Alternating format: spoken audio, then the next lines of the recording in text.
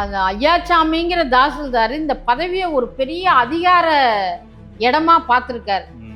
அப்போ தான் ஒரு அறிக்கையை கொடுத்தாக்கா எல்லாரும் பணிஞ்சு வரணும் அப்படின்னு அவர் நினைச்சிருக்காரு. அவருடைய அலுவலகம் என்பது ஒரு ஏதோ பெரிய ஒரு அதிகார மையம் மாதிரி செயல்படுத்த முயற்சிருப்பார் போல இருக்கு. ஏன்னா இவர் இருந்த இடம் தலைமைச் செயலகம்னு சொல்றாங்க. அப்போ இவருக்கு ஏன் கம்யூனிஸ்ட் மேல இவ்வளவு கோபம் வெறுப்பு வர வேண்டிய அவசியம் என்ன? அவர் நல்ல முழுமையா விசாரிக்கப்படணும். உடனடியாக கட்சி போராட்டத்துக்கு போகுது அப்படின்னு தகவல் தெரிஞ்ச உடனே மாநில தாவேக அரசும் உடனடியாக நடவடிக்கை எடுக்கிறோம் அப்படின்னு அவங்க சொல்லிட்டு இன்னைக்கு கலெக்டர் வந்து இடமாற்றம் செய்திருக்காங்க. இடமாற்றம் செய்வதை கட்சி ஏற்றுக்கல. அவர் வந்து சஸ்பெண்ட் செய்யப்படணும். மேலிருந்து வருது அப்படிங்கிறதுனாலே ஏற்றுக்கிட்டாங்களா? இறுதி முடிவு யார் எடுத்தது? ஒரு 100 நாள் ஆட்சி வந்த உடனே அதிகாரத்தை தவறாக காவல்துறை கையில் எடுத்துக்க கூடாதுங்கிற கவனம் தாவேக அரசுக்கு வேண்டும். பேரும் அல்லம்படி 6 முதல் 60% வரை ஆடி தள்ளுபடியுடன் சூப்பர் சரவணா ஸ்டோர்ஸ், சென்னை, மதுரை, கோவை. வணக்கம் தோல். திண்டுக்கல் மாவட்டம் குஜிலியம்பாறை அப்படிங்கிற வட்டத்துக்குள்ள இருக்கிற மார்க்சிஸ்ட் கம்யூனிஸ்ட் கட்சி சார்ந்தவர்கள், கம்யூனிஸ்ட் கட்சியை சார்ந்தவர்கள் எல்லாமே இந்த தோழர்களுடைய பெயர், அவருடைய முகவரி, இந்த விவரங்கள் எல்லாத்தையும் வேணும் அப்படின்னு சொல்லி அந்த வட்டாட்சியரான ஐயாசாமி அவர்கள் ஒரு நோட்டீஸை அனுப்பியிருந்தார். அந்த நோட்டீஸ் வெளியாகி ஒரு பெரிய பரபரப்பை ஏற்படுத்தியிருக்கு. இது என்ன காரணத்துக்காக இப்படி கொடுத்துருப்பாருன்னு பார்க்கலாம். இல்லை ஏற்கனவே ஐயாசாமி அவர்கிட்ட வந்து பல முறை வந்து சிபிஎம் தோழர்கள் முறையிட போயிருந்தாங்க. அப்போ அவர் வந்து முறையாக அவர் பதிலளிக்கல, மோதல் போக்கு இருந்தது, அதனால பழிவாங்கும் நோக்கத்துக்காக இப்படி பண்ணியிருக்காரு அப்படின்ற ஒரு பேச்சும் இருக்கு. இந்த சம்பவத்தை எப்படி பார்க்குறீங்க? இந்த சம்பவம் ஒரு வன்மையான கண்டனத்திற்குரிய சம்பவம்னு சொல்லி மார்க்சிஸ்ட் கம்யூனிஸ்ட் கட்சியினுடைய மாநில செயற்குழு கருதுதுங்க. இதுவரைக்கும் இப்படியான ஒரு நடைமுறை என்பது இருந்தது இல்லை. நாங்கள் பார்த்தது வரைக்கும் அப்படி இல்லை. வருவாய்த்துறையினுடைய எத்தனையோ அதிகாரிகள் வந்திருக்காங்க, பல்வேறு முரண்பாடான பிரச்சனைகள்லாம் டீல் பண்ணியிருக்கோம். பட் அப்படி இல்லை. எதுவுமே இந்த மாதிரி கம்யூனிஸ்ட் கட்சியை குறிவைத்து முகவரி கேட்பது அதெல்லாம் இல்லை. இன்னொன்று, வருவாய்த்துறை அலுவலர் சங்கம் அது நடத்திய போராட்டங்கள், அதிகாரிகளிலிருந்து அலுவலர்கள், அடிப்படை ஊழியர்கள் வரைக்கும் இந்த வருவாய்த்துறை என்பது ஒரு பெரிய துறை. இது ரொம்ப முக்கியமான துறை தமிழ்நாட்டில். ஆகவே இந்த துறை தங்களுடைய கோரிக்கைகளுக்காக போராடுகிற பொழுதெல்லாம் மார்க்சிஸ்ட் கம்யூனிஸ்ட் கட்சி முழுமையுமான ஆதரவை கொடுத்துருக்குறோம். அப்படி இருக்கிற இந்த சூழ்நிலையில் இப்போ இந்த அதிகாரி ஐயாச்சாமி தலைமைச் செயலகத்திலேருந்து சென்னையிலேருந்து வந்திருக்காரு. அவர் வந்து ஏற்கனவே துணை தாசில்தாராக இருந்திருக்காரு. இப்போ வந்து இந்த முக்கியமான ஒரு வட்டாட்சியர் அப்படிங்கிற பொறுப்புக்கு வந்ததுக்கு பிற்பாடு அவருடைய அலுவலகம் என்பது ஒரு ஏதோ பெரிய ஒரு அதிகார மையம் மாதிரி செயல்படுத்த முயற்சிருப்பார் போல இருக்கு. இத்தனை மணிக்குள்ள இத்தனை நேரத்துக்குள்ள வரணும், செல்போன்லாம் கொண்டு வரக்கூடாது, இப்படி போர்டை எழுதி போட்டிருக்கிறதாக தகவல். நம்ம கட்சி தோழர்கள் எப்பவும் இந்த பட்டா மற்ற பொதுமக்களினுடைய பிரச்சனைகளுக்காக அவங்க போவாங்க. ஒரு அடித்தட்டு மக்கள், கஷ்டப்படக்கூடிய மக்கள் தான் நம்ம கட்சிக்கு உதவி கேட்டு வருவாங்க. அவங்களுக்காக போகும்போது அவர் வந்து ஒரு அதிகார தோரணையோட பேசியிருக்காரு. சார் இப்படி பேசாதீங்க அப்படின்னு சொல்லிட்டு வந்திருக்காங்க. இத்தனைக்கும் அவர் ஒரு வட்டாட்சியராக பயிற்சி எடுத்துக்கிட்டு இருக்கக்கூடிய காலம் இந்த காலம். அதுக்கு பிற்பாடு தான் இப்படி வந்து அவர் நோட்டீஸ் என்பதெல்லாம் போட்டிருக்காரு. அவருடைய அணுகுமுறை மாற்றப்படணும் அப்படின்னு மார்க்சிஸ்ட் கம்யூனிஸ்ட் கட்சி அங்கே வந்து ஒரு போராட்டத்துக்கும் திட்டமிட்டிருந்தாங்க. 20ஆம் தேதி. ஆமாம், 20ஆம் தேதி திட்டமிட்டிருந்தாங்க. ஏன்னா வட்டாட்சியருங்கிறவர் பொதுமக்கள் பல கோரிக்கைகள் பிரச்சனைகளுக்கு வருவாங்க. அப்போ இவர் ஒரு குறிப்பிட்ட நேரம் தான் பார்க்கணுன்னா எப்படி? இப்போ வெள்ளம் போச்சு அல்லது ஒரு தீ பிடிச்சிருச்சுன்னா வருவாய்த்துறை அதிகாரி தானே ஸ்பாட்டில் இருக்கணும். ஸோ அந்த பொறுப்பை அவர் வந்து சரியாக உணர்ந்துக்கல. அதனால் ஏதோ ஒரு கடுமையான கோபத்தில் இந்த மாதிரி கம்யூனிஸ்ட் கட்சி தோழர்கள் முகவரி இதெல்லாம் கேட்டிருக்கு. இது வரைக்கும் அப்படி நடந்ததே இல்லை. இது ஒரு பெரிய தமிழ்நாட்டில் பெரிய அதிர்ச்சியை ஏற்படுத்திடுச்சு. என்ன இப்படி ஒரு நடவடிக்கையில் ஒரு வட்டாட்சியர் இப்படி இறங்கியிருக்காரு அப்படின்னு சொல்லி பல்வேறு வகையான கேள்விகளை சந்திக்க வேண்டியிருந்துச்சு. கட்சிக்குள்ளே இருக்கக்கூடிய தோழர்கள், கம்யூனிஸ்ட் கட்சி ஆதரவாளர்கள், பொதுமக்கள், அந்த பகுதி பொதுமக்கள் எல்லாருக்குமே ஒரு கடுமையான வருத்தமும் பெரிய கோபமும் ஏற்பட்டது. அது இந்த வட்டாட்சியர் ஐயாச்சாமியினுடைய நடவடிக்கை தான் காரணமா இருக்குன்னு மக்கள் பிரச்சனைக்காக அணுகக்கூடிய தோழர்களை இப்படி பழிவாங்கும் நோக்கத்துக்காகவோ இல்லை மிரட்டும் துணியிலையோ இந்த அறிக்கையை விட்டிருக்காரு அப்படின்னு பார்க்கலாமா? இன்னொரு பக்கம் அரசு வந்து இதுல என்ன கவனம் செலுத்தி இருக்குது அப்படிங்கிற ஒரு கேள்வியும் இருக்குது. இப்போ அவர் வந்து பணியிட மாற்றம் செஞ்சிருக்கிறாங்க அப்படிங்கிற தகவலும் வருது. இது உறுதிப்படுத்தப்பட்ட தகவலாக இருக்குதா, இல்லை எப்படி பாக்குறீங்க? இது வட்டாட்சியர் வந்து ஒரு பயிற்சி காலம், அதாவது துணை வட்டாட்சியர்ல இருந்து பதவி உயர்வு பெறாரு. அதுக்கான பயிற்சி காலமாக தான் அங்கே அனுப்பப்பட்டிருக்காரு. தலைமைச் செயலகத்திலிருந்து அங்கே போயிருக்காரு. அவருடைய தனிப்பட்ட அணுகுமுறை அப்படின்னு தான் நம்ம பார்க்குறோம். இருந்தாலும் இது விசாரிக்கப்படணும். ஏன்னா இவர் இருந்த இடம் தலைமைச் செயலகம்னு சொல்கிறாங்க. அப்போது இவருக்கு ஏன் கம்யூனிஸ்ட் மேலே இவ்வளவு கோபம் வெறுப்பு வர வேண்டிய அவசியம் என்ன அப்படின்னு ஒரு கேள்வி இருக்குது. அப்போ அதுக்கு ஒரு விசாரணை என்பதை அரசாங்கம் நடத்தினாதான் நல்லது. ஏன் அப்படி அவர் வந்து ஒரு அதாவது அரசாங்க சுற்றறிக்கை மாதிரி இல்லை, பார்வை நகல் பொருள் இந்த மாதிரி கூட அது இல்லை. அவர் என்னமோ எழுதி டைப் பண்ணி கொடுத்துருக்காரு, வாட்ஸ்அப்லையும் போட்டிருக்காரு. அதனால வந்து அவர் நல்ல முழுமையாக விசாரிக்கப்படணும். இன்னைக்கு விசாரணைக்கு தலைமைச் செயலகத்துக்கு அவர் மேல் அதிகாரிகள் அழைச்சிருக்கிறதாக சொல்லியிருக்கிறாங்க. ஆகவே தமிழ்நாடு அரசு, தாவேகா அரசு, ஒரு புதிய அரசாங்கம் அப்படிங்கிற முறையில் இவர் ஒரு புதிய அதிகாரியாக வந்தவருடைய இவருடைய அணுகுமுறை தவறு அல்லது காரணமாக இருந்திருக்கலாம். உடனடியாக கட்சி இந்த மாதிரி போராட்டத்துக்கு போகுது அப்படின்னு தகவல் தெரிஞ்ச உடனே மாநில தாவேகா அரசும் உடனடியாக நடவடிக்கை எடுக்கிறோம் அப்படின்னு அவங்க சொல்லிட்டு இன்னைக்கு கலெக்டர் வந்து இடமாற்றம் செய்திருக்காங்க. இடமாற்றம் செய்வதை கட்சி ஏற்றுக்கலை. அவர் வந்து சஸ்பெண்ட் செய்யப்படணும், முழுமையாக விசாரணை செய்யப்படணும், அவருடைய அணுகுமுறை கட்டாயமாக மாற்றப்படணும் அப்படின்னு நம்ம வலியுறுத்துகிறோம். அந்த முறையில் தான் இந்த பிரச்சனையை நம்ம பார்க்குறோம். ஒரு வட்டாட்சியர் அப்படிங்கிற ஒரு அளவை மீறி அவர் வந்து செயல்பட்டிருக்காரு.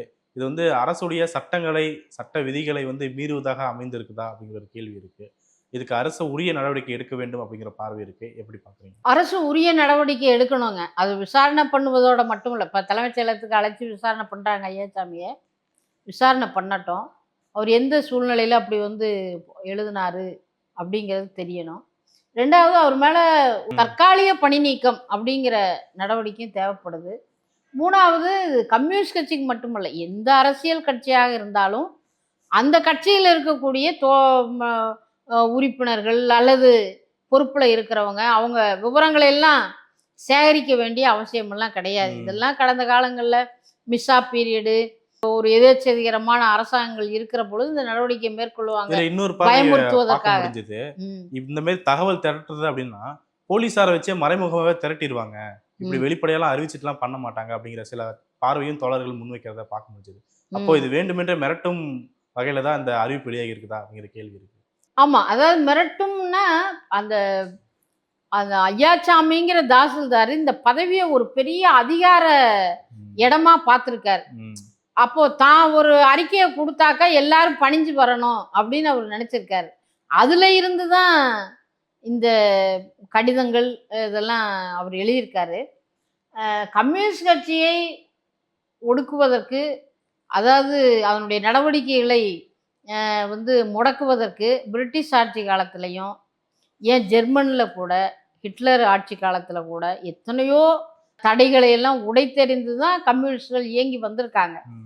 ஆகவே இது ஒன்றும் ஒரு அரசாங்கம் அடக்குமுறையும் ஒடுக்குமுறையும் ஏவுகிற பொழுது அதை எதிர்கொள்ளக்கூடிய ஒரு இயக்கம் தான் கம்யூனிஸ்ட் கட்சி இயக்கம். ஆனால் இந்த தாசில்தார் வந்து ஒரு அரசாங்கம் இப்படி ரகசியமாக சொல்லியிருக்கா அல்லது காவல்துறை ரகசியமாக சொல்லியிருக்கா அப்படிலாம் இல்லை. அப்படி நம்ம பார்க்கல.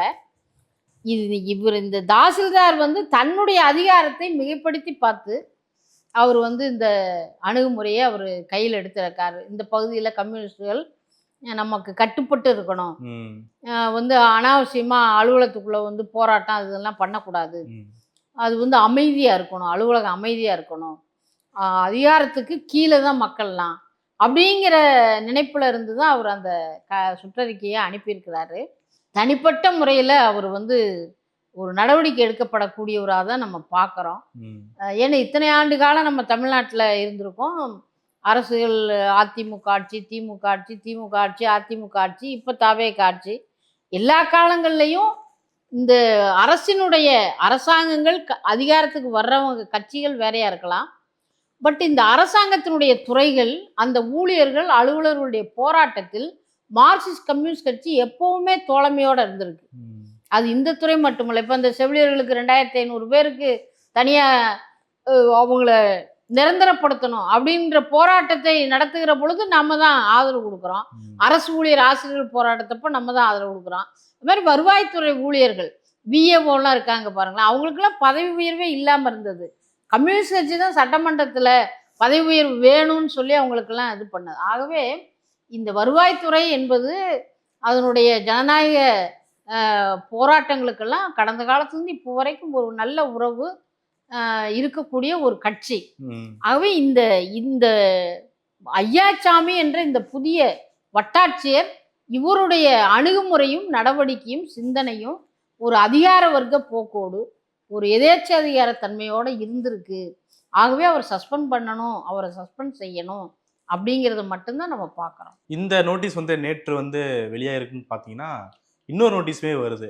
பார்க்கும்போது மாணவர் அமைப்புகள், அதாவது எஸ்எஃப்ஐ ஆகட்டும், ஏஎஸ்எஃப் ஆகட்டும், இவங்க நடத்தக்கூடிய போராட்டங்கள், இன்னும் சொல்லப்போனால் சிஜேபி காங்கிரஸ் ஜனதா பார்ட்டி நடத்தக்கூடிய போராட்டங்களில் கல்லூரி மாணவர்கள் பங்கேற்பதை கண்காணிக்கணும், அதை தடுக்கணும் அப்படின்னு சொல்லி ஒருங்கிணைந்து செயல்பட வேண்டும் அப்படின்னு கல்லூரி இயக்ககத்திலிருந்து நோட்டீஸ் வரதை பார்க்க முடிஞ்சுது. இதுக்கு எதிர்ப்பு கிளம்ப உடனே அதை வாபஸ் பெறாங்க. இந்த நடவடிக்கை எப்படி பார்க்க? இதுவும் கடுமையாக எதிர்க்கப்பட வேண்டிய ஒரு அறிவிக்கை தான். இது ஒன்றிய பாஜக அரசு அதனுடைய நிர்வாக அமைப்புல இருந்து மாநில அரசுகளுக்கு போட்டிருக்கக்கூடிய உத்தரவுகள். அந்த உத்தரவை ஏற்று தமிழ்நாடு அரசு தாவேக அரசாங்கமும் அந்த அறிக்கை என்பது கொடுத்துருக்காங்க. கடுமையான அவங்க மறுக்கல. இப்போ மாணவர் அமைப்பு மாணவர்கள் போராட்டத்தால் தான் தமிழ்நாடு அரசியல் எழுச்சி பெறுது அப்படிங்கிற விஷயத்த பார்க்குறோம்.